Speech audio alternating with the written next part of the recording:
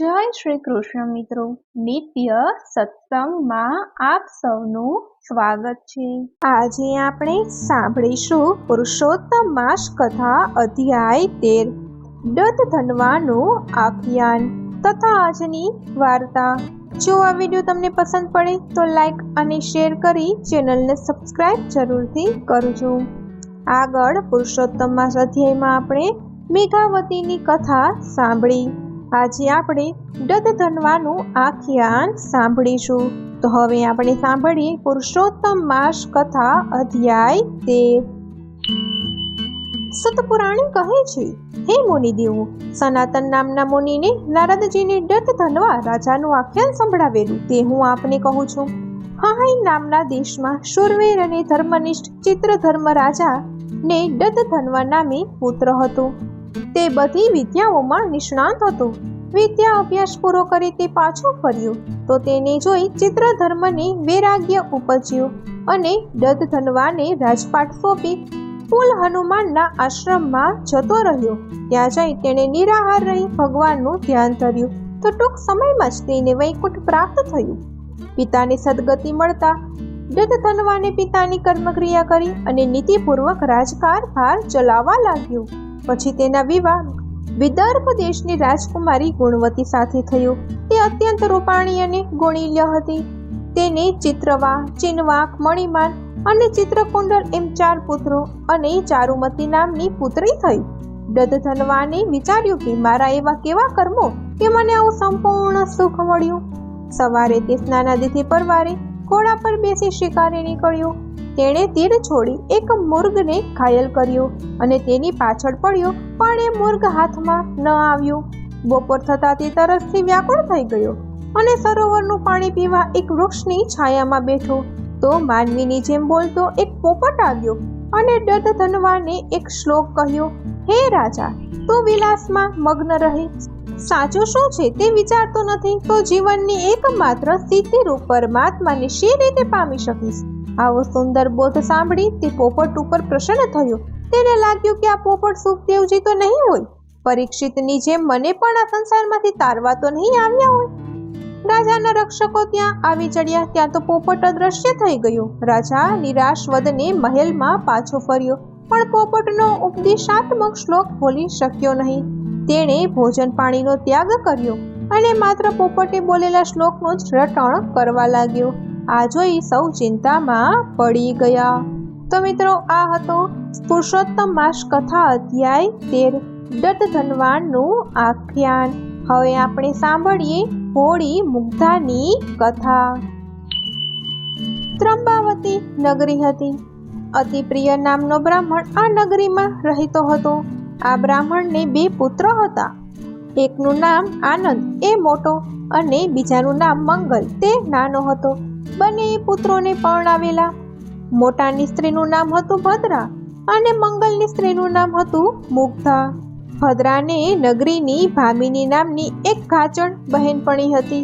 આ ભામિની એટલે કૂટકપટનો ભંડાર, દેખાવે ડાકણ જેવી, વાન એનો કાળો, અંધારે ઊભી હોય તો દેખાય નહીં અને અધરાતે જો સામી મળે તો ભલભલા છડી મળે એવું એનું રૂપ અને જેવું એનું રૂપ એવા જ કાળા એના કરતૂત। નરાતાર જૂઠનું પૂતળું, ઓહોહો, જાણે જગતના તમામ દુર્ગુણોનો ખજાનો। શરીરે ગોળમટોળ, વળી કદમાં ઠીંગણી ચાલે, ત્યારે એવી વરવી દેખાય કે જાણે મીઠાના કોથળાને 2 પગ, હાથ અને માથું જોડી છે। અને પછી જે દેખાવ દેખાય તેવી આ ભામિની હતી। ભદ્રા બ્રાહ્મણ જાત અને એને સંગે ગાચણ સાથે પછી તો કઈ બાકી હોય। મંગલની સ્ત્રીનું નામ મુગ્ધા, સ્વભાવે સાવ ભોળી, માયાળુ અને ધ્યાન ધર્મવાળી, સદાય હસમુખ, મોટાનું માન જાળવી, આડોશ પાડોશમાં નાનું મોટું કામ પણ જાળવી, તેથી બધાને પ્રિય। આમ સાવ બંને અલગ। બ્રાહ્મણને મનમાં પોતાના મરણ પછી બંને ભાઈઓ ભેગા રહેશે કે કેમ તેનો વસવસો હતો। ભદ્રાના કંકાશભર્યા સ્વભાવને તે જાણતો હતો અને મુગ્ધાના ભોળા ભાવની પણ તેને ખબર હતી, તેથી એને ચિંતા થતી હતી। પણ ભદ્રા અંકુશ બહાર હતી અને તેની સામે અતિપ્રિયનું કાંઈ વળતું નહીં। આમ એક દિવસ થવાકાળ અતિપ્રિય મૃત્યુ પામ્યો અને રહસ્ય અંકુશ પણ ગયું. તેથી ભદ્રા નિરંકુશ થઈ ગઈ. મંગલ અને મુગ્ધાને એન કેન પ્રકારે ઘરમાંથી ભગાડવાના પેતરા રચવા લાગી. એમાં પેલી ભામિનીનો પૂરો સાથ. એની જ કૂટકપટ ભરી દોરવણીથી મુગ્ધાને પરેશાન કરવાનો કોઈ પણ મોકો છોડતી નહીં. જ્યારે ને ત્યારે મંગળ માટે ગમે તે બોલવા લાગી. મુગ્ધાથી સહન થતું નથી. એક દિવસ મુગ્ધાએ મંગળને કહ્યું, સાંભળો છો, ભાભી તમારા માટે જેમ તેમ બોલે છે તે સહન થતું નથી. તમે કોઈ કામ ધંધો કરી ઘરમાં આપવાનું કરો તો સારું. મંગલને પણ થતું હતું કે હવે હદ થાય છે, ક્યાંક પરદેશ નસીબ અજમાવવું જોઈએ. આવો વિચાર કરી મુગ્ધાને પોતે થોડા સમયમાં જ પાછો આવશે ને સૌ સારાવાના થશે સમજાવી મોટા ભાઈની રજા લઈ ચાલી નીકળ્યું. ભદ્રા ખુશ થઈ. એક કાંટો તો આપોઆપ દૂર થયો. હવે આ બીજાને કાઢવાના કૂટકપટ કરવા લાગી. ઘરના કામની તમામ મજૂરી મુગ્ધા ઉપર નાખી. પૂરતું ખાવાનું આપે નહીં. ઉઠે ત્યારે મોડી રાત સુધી કાંઈનું કાંઈ કામ શોધી કાઢી મુગ્ધા પાસે કરાવ્યા કરે. અને ઉપરથી મેણાનો વરસાદ, મફતમાં રોટલા તોડવા છે. તે કામ તો થોડું કરવું જ પડે ને. એમાં આટલું બધું જોર શેનું આવે છે? સુખ સાહેબી ભોગવી છે તો કહે તારા ધણીને અને રહે જુદો હવેલી લઈને. આ મુગ્ધાને દુઃખ દેવા લાગે છે. એક દિવસ ભદ્રા ભામિનીને કહી, હવે બહુ થયું, આ મુગ્ધાનો કાંટો ઘરમાંથી કાઢવો છે તો કાંઈક રસ્તો બતાવ. ભામિની બોલી, તો સાંભળ, તારું મંગળસૂત્ર તારે નાહવા બેસ ત્યારે મુગ્ધાને આપવાનું અને કહેવાનું કે નાઈ લઉં ત્યાં સુધી સામે કબાટમાં મૂકી દે, નાઈને પહેરી લઈશ. થોડી વાર પછી એને કંઈ કામ બતાવ જેથી એ ઘર બહાર જાય, અને એ જાય એટલે કબાટમાંથી મંગળસૂત્ર હું કાઢી લઈશ, પછી તને આપીશ. પછી તારે મંગળસૂત્રની શોધ કરવાની અને કહેવાનું કે તે ક્યાં મૂક્યું છે. મંગળસૂત્ર ચડતું નથી એટલે એને ચોરીનો આરોપ મૂકીને કાઢી મૂકજે. બસ તારું કામ આસાન. આમ ભદ્રા અને ભામિનીએ કપટ કર્યું.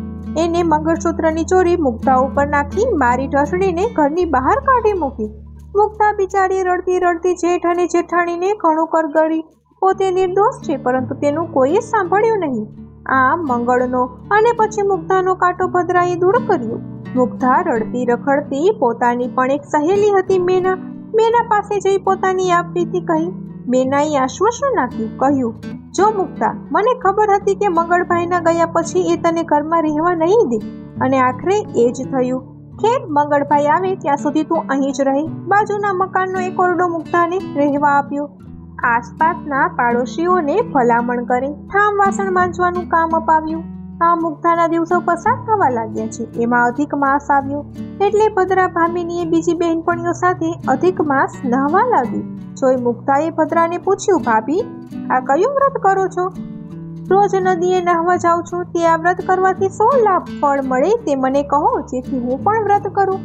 ભદ્રા તો જાણે કાંઈ સાંભળ્યું જ નથી એમ કરી આગળ વધી. પણ ભામિની કહે, તારા પ્રત્યે મને પ્રેમ ભાવ છે એટલે આ વ્રત કોનું છે, કેવી રીતે થાય છે તે હું તને બતાવીશ.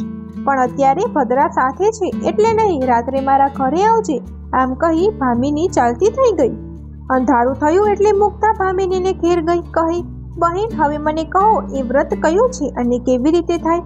ભામિની કહે, જો સાંભળ, તને જે કહું તે તારે કોઈને કહેવાનું નહીં. કહેવાથી આ વ્રતનું ફળ મળતું નથી, માટે ચૂપચાપ બતાવ્યા પ્રમાણે કરવાનું. મુગ્ધા કહે, કોઈને કહીશ નહીં, માટે મને બતાવો. ભામિની કહે, જો સર્વપ્રથમ તો તારે અધિક માસ નહાવાનું નિયમ લેવાનું, પછી પુરુષોત્તમ ભગવાનનું આખો માસ સ્મરણ કરવાનું. આખો અધિક માસ અંધારી રાતે દુર્ગંધ મારતા કાદવ કીચડથી ભરેલા ખાડામાં કપડા સહિત માથાબોળ નહાવાનું. શરીર સાફ કર્યા વગર છૂટાવડ રાખી અવળે પગલે ચાલી પીપળા સુધી જવાનું. પીપળામાં પુરુષોત્તમ ભગવાનનો વાસ છે એટલે પીપળાને અવળી પ્રદક્ષિણા કરવાની. કાદવ કીચડ વાળું પાણી પીપળે રેડવાનું. દિવસમાં 4 વખત સ્વાદિષ્ટ ભોજન કરવાનું. આમ આખો માસ પૂર્ણ થાય એટલે વ્રતનું ઉજવણું કરવાનું. ઉજવણામાં સવાસેર લોટનો એક જ લાડુ બનાવવાનો. નગરના તમામ બ્રાહ્મણોને જમવાનું આમંત્રણ આપવાનું. પછી ગંધાતા પાણીનો લોટો લઈ પીપળે જવાનું. ગંધાતું પાણી પીપળે રેડી કહેવાનું, પ્રભુ પુરુષોત્તમ રાય, આપ મારે ઘેર પધારજો. વ્રતનું ઉજવણું કરી બ્રાહ્મણોને ભોજન કરાવવાનું છે, માટે આપ પણ પ્રસાદ લેવા આવજો. આમ કહી ઘરે જવાનું. ભગવાન આવે નહીં ત્યાં સુધી ઘરના કોણે બેસી રહેવાનું. બહાર ડોકાવાનું નહીં, જમવાનું નહીં. ભગવાન એમના હાથે જ તને પ્રસાદ આપે તો જ જમવાનું. આમ અધિક માસ વ્રત પૂર્ણ કરવાનું. ભગવાન પુરુષોત્તમ રાયની તારા ઉપર અસીમ કૃપા થશે અને તું ધન વૈભવમાં આળોટીશ. જા અને વ્રત શરૂ કરી દેજે. ભામિનીનો ઉપકાર માની મુગ્ધા તો કહ્યા પ્રમાણે વ્રત કરવા લાગે છે. મનમાં પ્રભુ પ્રત્યે શ્રદ્ધા અને વિશ્વાસ છે. ભક્તિભાવથી ભાવે કપટી ભામિનીએ બતાવેલું આવું અવળું વ્રત કરે છે. આમ અધિક માસ પૂર્ણ થયો. મુગ્ધાએ તો વ્રતનું ઉજવણું કરવા માટે સવા શેર લોટનો લાડુ બનાવ્યો છે. પછી નગરના તમામ બ્રાહ્મણોને આમંત્રણ આપી આવી છે. ઘરે આવી ગંધાતા પાણીનો લોટો લઈ પીપળે ગઈ પાણી રેડ્યું છે. પછી બે હાથ જોડી ભગવાનને કહેવા લાગી, હે પુરુષોત્તમ ભગવાન, આજે વ્રત પૂર્ણ થયું છે અને નગરના બધાય બ્રાહ્મણોને જમવાનું આમંત્રણ આપી આવી. આપને પણ આમંત્રણ આપવા આવી છું. જમવા સમયસર પધારજો. પ્રભુ આપ નહીં આવો ત્યાં સુધી હું પણ ખાઈશ નહીં. આમ કહેતા રડી પડી છે. પીપળામાંથી અવાજ આવ્યો, હે મુગ્ધા, તારા આમંત્રણનો હું સ્વીકાર કરું છું. તારે ત્યાં ઘર પૂછતો આવીશ. કોઈ પૂછે તો કહેવાનું મારો ભાઈ આવ્યો છે. જા તૈયારી કર. પ્રભુની વાણી સાંભળી મુગ્ધા હર્ષકેલી થઈ ગઈ છે. ઘેર આવી છે. એક ખૂણામાં બેસી ગઈ. હમણાં મારા ભગવાન આવશે, હમણાં બ્રાહ્મણો આવશે, બધા ભોજન કરશે, મને આશીર્વાદ આપશે. આ વિચાર કરતી આનંદ પામતી બેઠી છે. ધીરે ધીરે બ્રાહ્મણો આવવા લાગ્યા. ઘરના ફળિયામાં ભેગા થયા છે. આ બાજુ ભગવાન હજુ ભાઈ બનીને આવ્યા નથી. મુગ્ધાને અવાજ ઉપરથી ખ્યાલ આવી ગયો કે નગરના બધાય બ્રાહ્મણો પોતાના આમંત્રણનો સ્વીકાર કરી ભોજન લેવા પધાર્યા છે, પરંતુ ભગવાન ક્યાં? મનમાં મૂંઝાવા લાગી. હવે તો ફળિયામાંથી અવાજો આવવા લાગ્યા. બ્રાહ્મણો અકળાવા લાગ્યા. માહે માહે વાત કરે છે. કોઈ દેખાતું નથી. રસોઈની સુગંધ આવતી નથી. કોઈ કહે ભોજન મળશે કે કેમ, કોઈ કહે ભૂખના ભરોસે ભોજન લેવા તો આવ્યા છીએ, પરંતુ ભૂખ્યા જવાનો વારો આવે એમ લાગે છે. વળી કોઈ બોલ્યો, આ તો હજુ બહુ મોડું થયું નથી. વળી કોઈ યજમાનને ત્યાં ભોજન મળી જાય. આમ બહારથી બ્રાહ્મણોના અવાજ આવે છે. સાંભળી મુગ્ધા રડવા લાગી. પ્રભુ લાજ જશે કે શું? મોટે ઉપાડે બધાઈને જમવા બોલાવી લાવી છું. ફજેતી તો નહીં થાય ને મારા નર? વહેલા પધારો, નહીંતર બ્રાહ્મણો ભોજન લીધા વગર જ ચાલ્યા જશે અને મને શ્રાપ આપશે. નેત્રોમાં આંસુ આવી ગયા. પ્રભુ આવો મારા વાલા. મુગ્ધાએ અંતરથી પોકાર કર્યો છે અને પોકારનો જવાબ મળતો હોય એમ કોઈ પૂછતું હતું. ભાઈ, આ જ મંગળ ગોરનું અને મુગ્ધા બહેનનું ઘર છે ને? સાંભળતા જ મુગ્ધા હર્ષવેશમાં દોડી છે. મારો ભાઈ આવ્યો, મારો ભાઈ આવ્યો. ભલે પધારો મારા વીરા, કહેતાને હાથ પકડી ઘરમાં લઈ જવા લાગી. ભગવાનને ઘરમાં જઈને જોયું તો રસોઈમાં બીજું કંઈ નહીં, માત્ર એક લાડવો જ. પોતાના ભોળા ભક્તોની ભેરે પ્રભુ થયા છે. એકના અનેક લાડુ થઈ ગયા છે. સ્વાદિષ્ટ રસોઈ મધમધવા લાગી. પ્રભુએ જેટલા બ્રાહ્મણો એટલા થાળીને વાટકા લોટા સોનાના કરી બ્રાહ્મણોને ભોજનમાં પીરસ્યા છે. આવી દેવોને પણ દુર્લભ એવી રસોઈ જમીને બ્રાહ્મણો ખુશ આનંદમાં આવી ગયા. મુગ્ધાને ધન્ય હો, કલ્યાણ થાઓ પોકારો કરી આશીર્વાદ આપવા લાગ્યા છે. પછી તો ભગવાન પુરુષોત્તમ રાયે દરેક બ્રાહ્મણોને સોનાની થાળી વાટકા લોટાની દક્ષિણા દાન કરી છે. બ્રાહ્મણો તો ન્યાલ થઈ ગયા અને ઊંચા અવાજે મુગ્ધા બહેનની જય હો, બહેનના ભાઈની જય હો, ધન્યવાદ ધન્યવાદ આમ જે બોલાવતા બ્રાહ્મણો વિદાય થયા છે. પછી મુગ્ધાભાઈને પ્રસાદ લેવાનું કહે છે. ભગવાન ભોળા ભક્તની વિનંતીનો સ્વીકાર કરી પ્રસાદ દે છે. મુગ્ધાને આપે છે. મુગ્ધા ભગવાનના ચરણોમાં પડી પ્રણામ કરતા કહે છે, પ્રભુ ખરા સ્વરૂપે દર્શન આપો. ભગવાનની ચતુર્ભુજ રૂપે મુગ્ધાને દર્શન આપ્યા છે. પછી પ્રશાંત થઈ મુગ્ધાને વરદાન આપતા કહે છે, દીકરી, તે ભક્તિભાવથી ભોળા હૃદયે શ્રદ્ધા અને વિશ્વાસથી વ્રત કર્યું છે. તેના પુણ્ય ફળે તારા પતિ ટૂંક સમયમાં અઢળક ધન પ્રાપ્ત કરી પાછો આવશે. તારા દુઃખનો અંત આવશે તથા તારે દેવરૂપ જેવો દીકરો આવશે અને તું આનંદથી સુખ વૈભવ ભોગવી અંતે મારા ધામમાં આવીશ. હું તને લેવા વિમાન મોકલીશ કહી ભગવાન અંતર ધ્યાન થયા છે. થોડા સમયમાં પ્રભુના વચન પ્રમાણે પરદેશથી મંગળ અઢળક ધન સંપત્તિ કમાઈને આવ્યો છે. મુગ્ધાના સુખનો કોઈ પાર નથી. સમય જતાં તેને દેવના ચક્કર જેવો પુત્ર થયો છે. આ બાજુ ભોળી મુગ્ધાનું અહિત કરવા અવળ વ્રત કરવાનું કહેનાર અને કપટી ભદ્રા ભામિની બેયને કોઢ થયો છે. આખા શરીરે લોહી પાસ ચરે છે, દુર્ગંધ મારે છે. આમ થોડા સમયમાં બંને મરી જાય છે. કર્મના ફળ તો સારા કે માઠા ભોગવવા જ પડે છે. અપાર સુખ ભોગવી મંગળ અને મુગ્ધા અંતકાળે પ્રભુએ મોકલેલા વિમાનમાં વૈકુંઠે સીધાવાય છે. પુરુષોત્તમ રાયની જય. પ્રભુ જેવા મુગ્ધા મંગળને ફળ્યા એવા સૌને ફળજો. તો મિત્રો, આ હતી હોળી મુગ્ધાની વાર્તા. જો આ વિડીયો તમને પસંદ પડ્યો હોય તો લાઈક અને શેર કરી ચેનલને સબસ્ક્રાઇબ જરૂરથી કરજો. જય શ્રી કૃષ્ણ.